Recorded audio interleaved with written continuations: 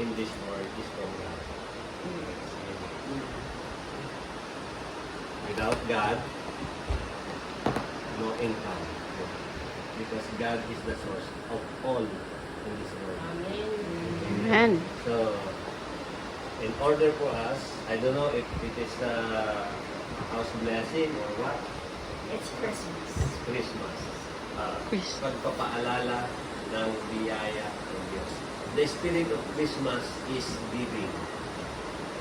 So, I know ang pamilya ni Tita at si Tita is manifesting the goodness of the Lord. Because hindi niya sinasarili ang blessing ng Panginoon.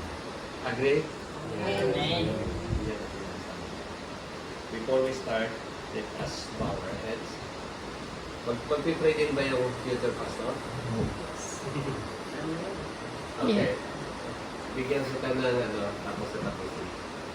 Okay lang. You start first. Ikaw ang mag-start ng prayer. Let's pray. Let's pray.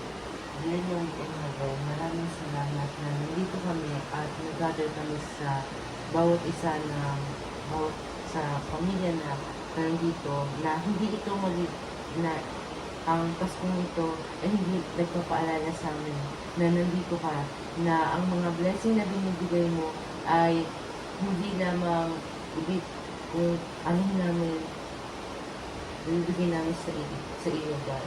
Or sa blessing na ito, ang aming ibibigay at sa araw-araw na alahanin ka na ang bawat blessing at ang pagkain na ito ay mapalahanan namin ng pagmamahalan at kasiyahan na nandarama mo, O God. Yes. Maraming salamat.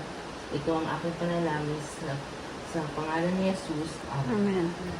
Sa pagpapatuloy na kilang Diyos, nagpapasalamat kami sa fellowship ng isang pamilya na iyo po silang tinipon, although ang ilan po sa mga anak ni Tita Linda hindi nakasama sa lugar na ito. Subalit by Spirit, sila po ay kasama sapagkat ang lahat po ng pinagkaloob yung anak ni Tita Linda ay sinuklian niya ng pagmamahal at pagkalinga. Yes. Narito dakilang Diyos, ang kanilang pagsasalusaluhan ay larawan lamang ng blessing na ipinagkakaloob niyo sa pamilya nito. O naman dakilang Diyos, patuloy na kayo ang kilalanin na source ng lahat at sa inyo namin ibalik ang pasalamat at papuri. Salamat din po na ini-entrust niyo sa kay Tito Dan at kay Tita Linda ang blessing ng langit na walang sapat na sa silid na kalalagyan. Patuloy po ninyong ipagkaloob ang mabuting kalusugan sa pamilyang ito, sa kanilang mag-asawa, sa kanilang mga anak, sa kanilang mga manugang, lalo na po sa kanilang mga apo. At ang pagsasama-samang ito ay larawan lamang ng kasayahan na magiging pagsasama-sama dyan sa langit na bayan. Yes. Salamat po ng marami na ang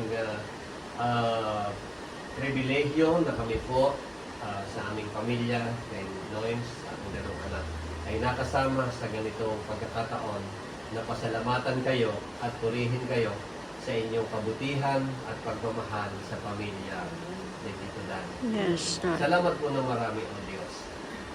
Your blessing is abundant to everyone, every member of this family, especially the good health. May the good health be showered upon every one of them until you come. Thank you, Father, for your blessing of this food that we partake this evening as remembrance of your blessing that we provide every day in this family. Thank Yes. you for hearing and answering our prayer. In right name of pray. Amen. 1/4 lang kasi yung